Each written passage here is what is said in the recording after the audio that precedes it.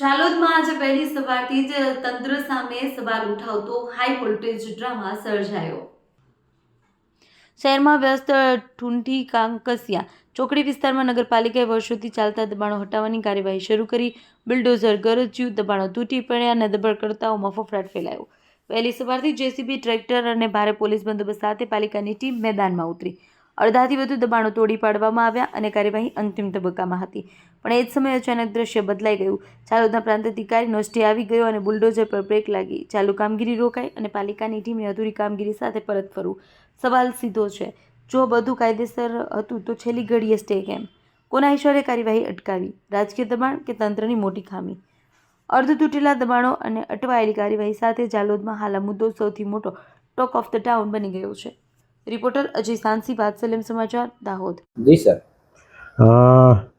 જાલોદ નગરપાલિકા દ્વારા આજે જાલોદ શહેરની ઠુઠી કંકાસા ચોકડી ઉપર બાંસવાડા રોડ પર એક જૂના જિલ્લા સ્વાગતના પ્રશ્ન અન્વયે જે દબાણ હતું એ તોડવા માટેની કાર્યવાહી હાથ ધરવામાં આવી હતી। આ જગ્યાએ 4 નોટિસ આપવા છતાંય દબાણદારે સ્વેચ્છાએ દબાણ હટાવેલ નહોતું, એટલે ન ચૂકે નગરપાલિકા દ્વારા આજે પોલીસ બંદોબસ્ત સાથે રસ્તા પૈકીની જગ્યાનું એ દબાણ હટાવવાની કાર્યવાહી હાથ ધરવામાં આવેલી હતી।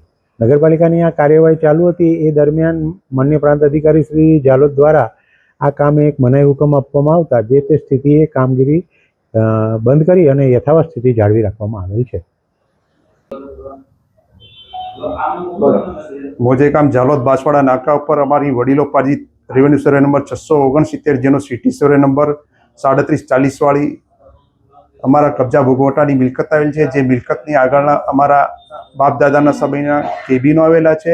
જે કેબિનોની જે બાબતે નગરપાલિકા જાલોદ દ્વારા અમારી મિલકતની આગળ શોપિંગ સેન્ટર બનાવવાનો સામાન્ય ઠરાવ સભામાં ઠરાવ કરવામાં આવેલ છે અને આ બાબતની અમને જાણ થતાં અમોએ નગરપાલિકા જાલોદને લેખિત અરજી આપી માપણી કરવાનું જણાવે, છતાં આજ દિન સુધી તેઓ કોઈ માપણી કરેલ નથી કે અમને મૂળ માલિક તરીકે આજ દિન સુધી અમને કોઈ નોટિસ પાઠવવામાં આવેલ નથી ને બારોબાર આજ રોજ દબાણો દૂર કરવાના બહાને જેસીબી સાથે આવી અને તોડફોડ કરવા લાગતા અમે પ્રાંત અધિકારી સાહેબ જાલોદ મારફતે આ બાબતે સ્ટે અરજી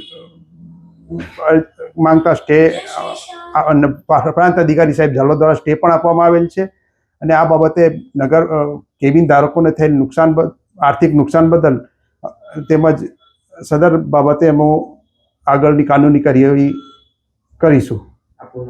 ઇકબાલ આદમભાઈ પટેલ, એડવોકેટ, જાલોદ।